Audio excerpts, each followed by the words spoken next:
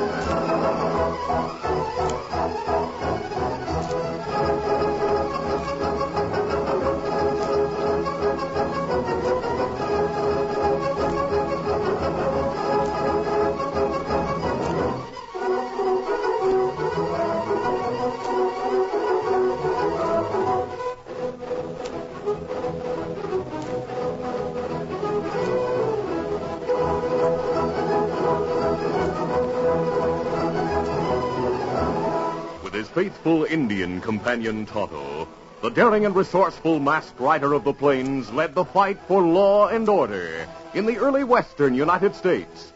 Nowhere in the pages of history can one find a greater champion of justice. Return with us now to those thrilling days of yesteryear. From out of the past come the thundering hoofbeats of the great horse Silver. The Lone Ranger rides again. 1, 2, let's go, big fella. I'll Silver.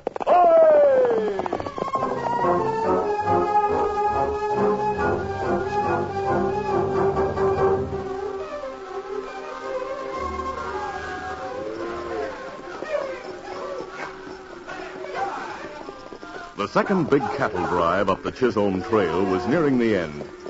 Silas Eaton, owner of a large ranch near San Antonio, Texas, had promoted and taken charge of the drive. The cattle in the large herd of several thousand were from several ranches in the Southwest. It was a desperate attempt inspired by the example of Chisholm to recoup their Civil War losses and save their property by taking their cattle where they could be sold at a good price, Abilene, Kansas, on the newly opened railroad. As Silas rode point with a few of the men, his thoughts went back to the many difficulties they had overcome.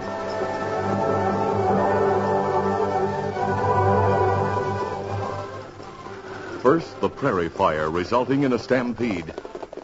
Hold on, boy, ho. Hey, boss, look ahead. I see smoke. Hey, Breath, to your right. That is smoke off to the northeast. The wind is blowing westward. Yeah, that means we might be cut off. We still might have a chance to get by. Hey, look there. Now I can see flames. That fire's moving fast and moving across in front of us. Cattle are getting restless. Maybe we'd better stop until we see what's going to happen. Smoke is already drifting this way. Hey, cattle are starting to stampede. We better get out the way quick. Get him. Come on, get him, boy. Come on, get him. Try to stop him. Get him milling. Use your guns.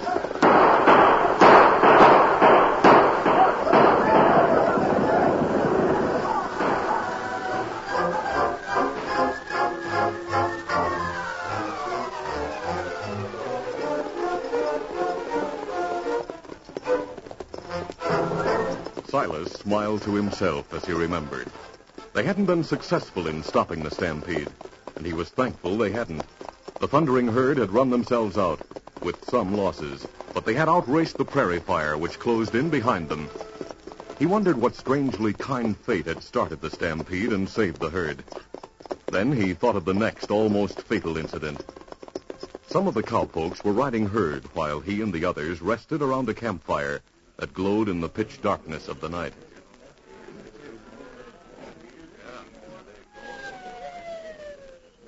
Yeah, it sure is dark tonight. Yep, it sure is. The herd seems quiet enough, though, in spite of those coyotes, Highland. Yeah. Hey, somebody coming up ahead riding lickety-split. Fire! Check your guns! Hit leather!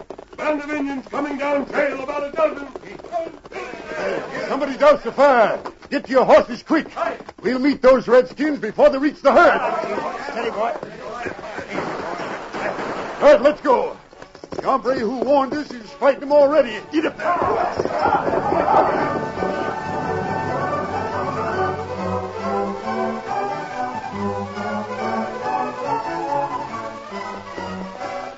Silas Eaton smiled to himself. He never knew who the man was who warned them, but the redskins had been driven off before they could disturb the herd. Silas remembered other incidents, too. He spoke aloud. Yep, those things sure have me wondering. What are you talking about, Si? Huh? Oh, I reckon I was thinking out loud, Frank. I was thinking of all that happened on the way and how they turned out all right. Fire, stampede, redskins. Yeah. Remember when we approached the Cimarron River and that tall Indian appeared out of nowhere and warned us to cross further upstream because of quicksand? Yep. And the printed sign we found near that water hole telling us the water had been poisoned and directing us to the fresh water. Warning was right, too, boss. Remember the horse that drank some of that water and died? Uh-huh. Seems like we have some sort of guiding spirit watching over us on this drive. Well, their guiding spirit seems to be mighty husky to me, Si. A couple of times I've caught sight of a horseman on a big white horse, sort of watching us from the top of a mesa or a hilltop, then disappeared. Couldn't get a good look. He was too far away. Say, I've seen the same thing. I thought I was dreaming, though. Well, to tell the truth, just last evening as the sun was setting, I thought I saw an apparition like that appear for a minute on a ridge, and then it was gone. We can't all be loco, and that means there is such an hombre helping us. I don't savvy what it's all about, but I'm not going to complain about it. Well, neither am I. Soon we... Hey, look. Glory be, look at that. A railroad train. There it is, men. That means Abilene is just a few miles further.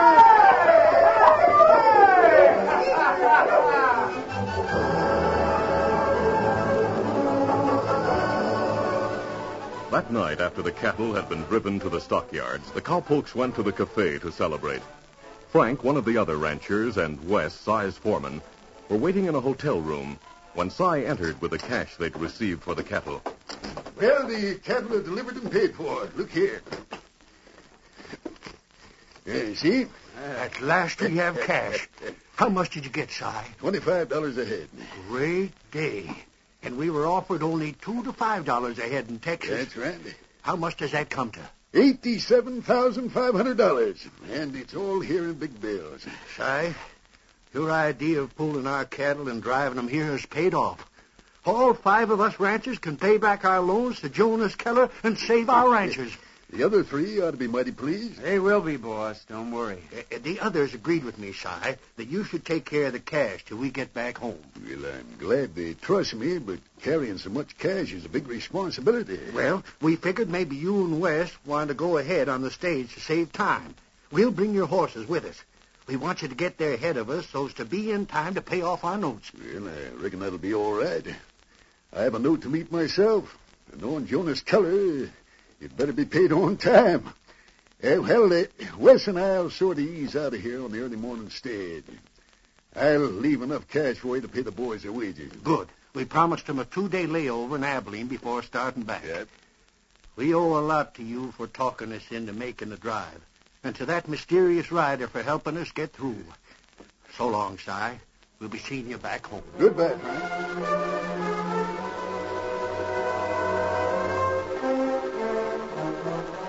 Meantime, in a wooded grove on the edge of Abilene, the Lone Ranger and his Indian companion Tonto were discussing recent events.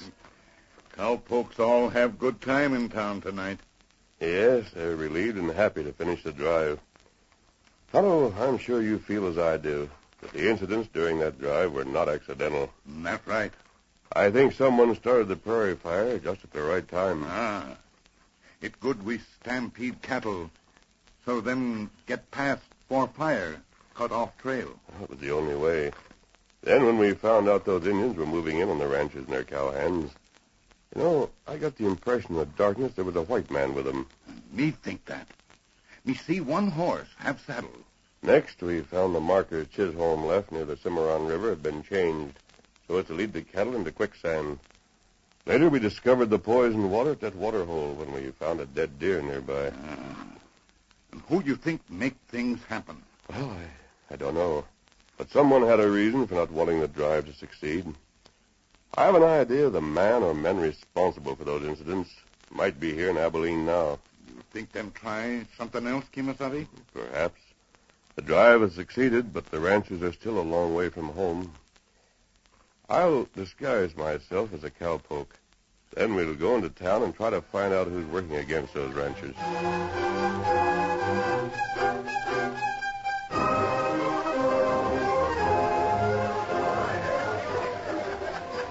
At a table in the cafe, three men sat watching the joyous crowd. I never thought we'd make it. Means plenty of cash for all of us. Yeah, we'll get our wages in a bonus. Yeah, they made it, in spite of what we did to stop them. Yeah, and we stand to lose the pay Jonas Keller promised us. I don't savvy why our plans always fell through. I've wondered about that myself. But remember what Jonas told us? What? He said the main thing was that they don't get back to Texas with the cash. He wants to foreclose on their ranches. With the dough they get for that herd, they'll have plenty to pay off their loans. That's right. Now, wait a minute. If there was some way we could grab that cash... Oh, don't be loco. They'll all be riding back together. We couldn't jumping for the cash. Hi, Wes. Hi, fellas. Now, listen, man. Report to the lobby of the hotel first thing in the morning. Someone will be there to pay your wages and bonuses. Hey, Wes. When I came through the lobby of the hotel a short time ago, heard Silas Eaton ask for 2 tickets on the morning stage for San Antonio. I thought maybe he was skipping out on us with the cash. Now, never mind about what Silas does. The cash is safe, so forget it. That pay'll sure come in handy, Wes. Yes, I'm tired of being broke. Well, it'll be there for you, so don't worry. Now, come on, the treat's on me. Hey, there's the answer, fellas. What do you mean? Yeah, I don't get it. You heard what that cowpoke said? That he saw Silas Eaton getting 2 tickets on the morning stage. What of it? Eaton is running things on this drive, so he's the one who take care of the cash. Now, I figure he and someone else are going to go back on the stage with the cash to pay off Jonas. The rest of them plan on staying a while and taking it easy going back. Say, if the cash is going on the stage... I'm beginning to savvy what you're getting at, Bushy. Good. Now, look, we'll leave town tonight and be ready somewhere along the trail to stop the stage and grab that cash. Come on. Let's get out of here. The Lone Ranger had been in the cafe disguised as a cowpoke. His keen eyes, ever alert for the unusual, noticed the reaction of the three men, who suddenly conversed in low tones, then hurriedly rose to leave. Their suspicious actions caused the Lone Ranger to leave behind them.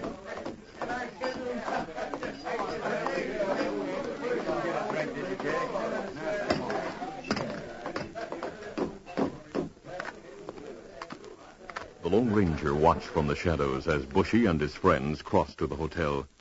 A moment later, Tonto moved to the side of his friend. Why you watch men who come from cafe, Kimasabi? Their reaction to something that was said in the cafe caused me to become suspicious. Tonto, our next move will be dangerous. We have to take a chance.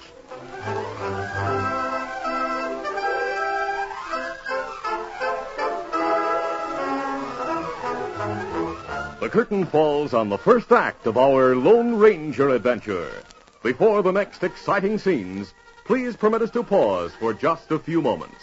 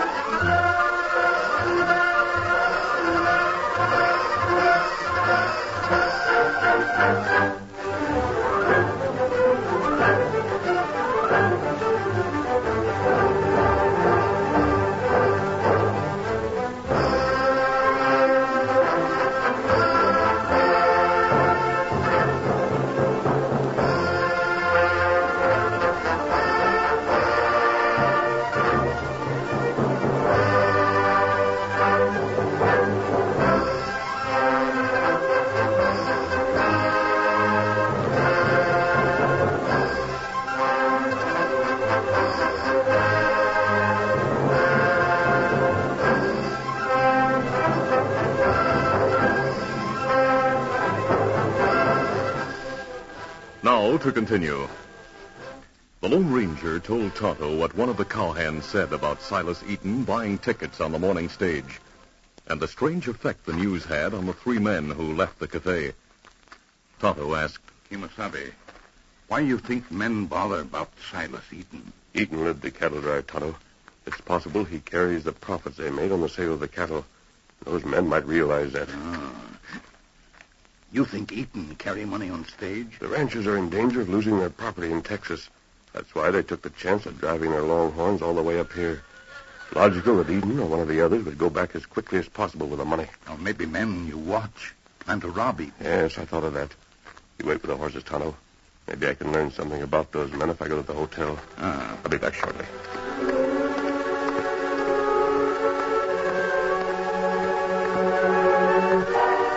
The Lone Ranger left the shadows and walked across toward the hotel. He started up the veranda steps when... Reach and don't turn around, mister. Make one false move and this gun at your back will fill you with lead. Reach, I said, and quick. All right.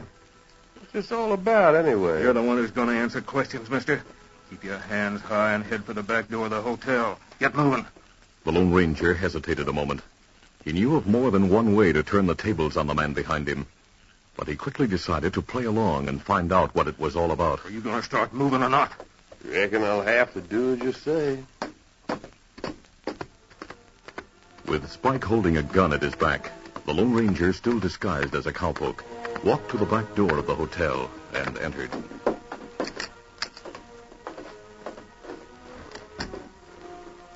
Down the hallway. Second door to the left. Go on. Sure.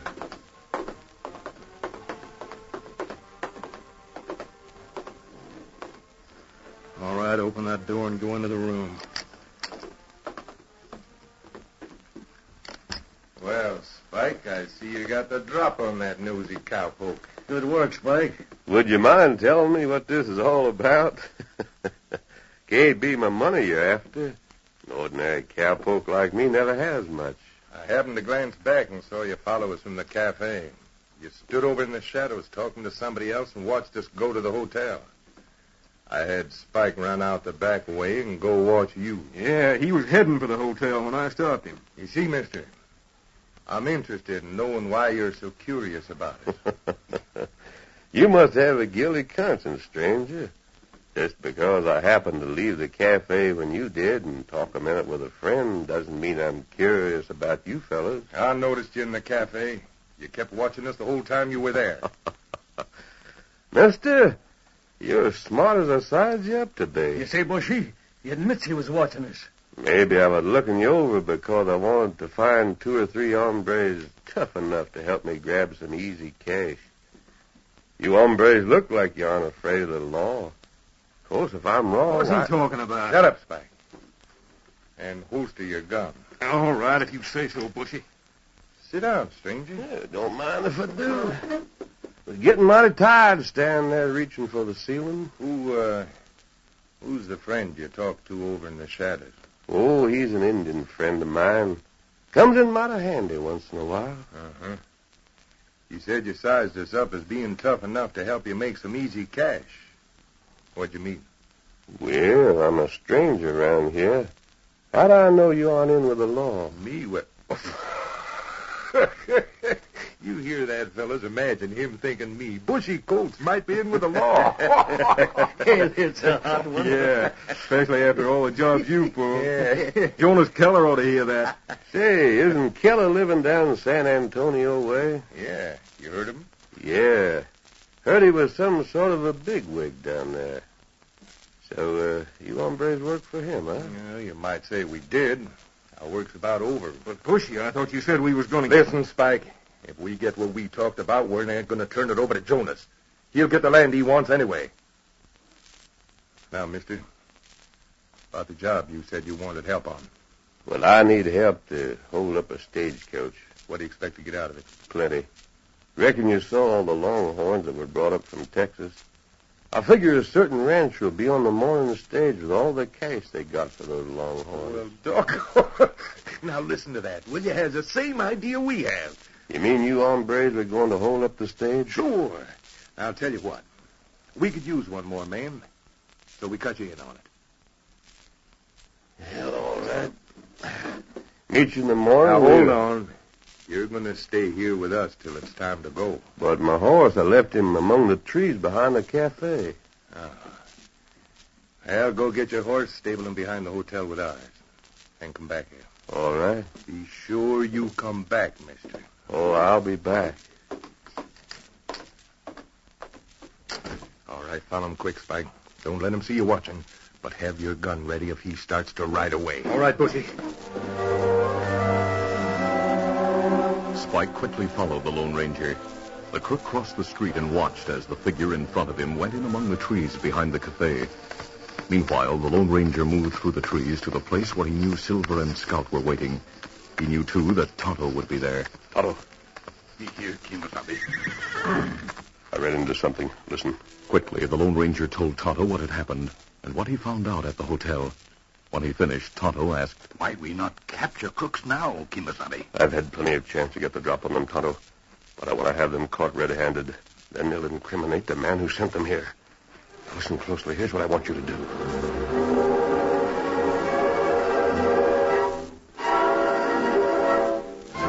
After stabling Silver with the crook's horses, the Lone Ranger returned to the hotel room. He stayed with the crooks until dawn. Then the four men left town and rode a few miles to a place where Bushy planned to wait for the stage. All right, we'll wait here behind these big boulders till the stage comes along. Well, it ought to be coming soon. Was about ready to leave when we rode from town. Yeah, and I noticed that rancher Eaton and his foreman are in the coach. We'll mask our faces with our bandanas. Yeah. We split the cash 4 ways. Yeah, suits me. Mister, you and Spike will ride in front of Red and me. Sounds like you don't trust me, Bushy. I'll trust you after the job is over. Meantime, I'll expect you to do your part. Oh, you can count on that, Bushy. Here comes the stage now. Hit leather. When I give the word, we ride out shooting. Easy, steady now. All right, let's go. Get up there. Come on. The Lone Ranger, riding in front with Spike, knew Bushy was ready to gun him if he made any false moves. He fired into the air and raced toward the stage with the 3 crooks. But he was ready for the moment when he'd have a chance to turn the tables. Spike, Red, dismount, get the cash from those hombres in the coach while we hold guns to cover you. Right, sure. The Lone Ranger maneuvered Silver. Come on, boy. So that the big stallion moved in beside Bushy's horse. The masked man tensed as Silas Eaton spoke angrily from the coach. Hey, Senator, nobody will get this cash if I can help it. He has a gun, huh? Hold it, you. No! The Lone Ranger brought his gun down in a smashing blow on Bushy's wrist. Silas Eaton's bullet wounded Spike. Then when the rancher and his foreman saw a group of horsemen rapidly approaching, they jumped from the opposite door of the coach and ran to meet them. The crook Red turned quickly when he heard hoofbeats and shots. I'll get you, mister. You broke my wrist. In spite of his injured wrist, Bushy lunged toward the Lone Ranger and dragged him from the saddle in an attempt to get the Lone Ranger's gun. In the brief struggle, the masked man drove a short right to the outlaw's jaw. That will quiet you. Red ran to mount his horse, but a bullet from the sheriff's gun caught him in the leg.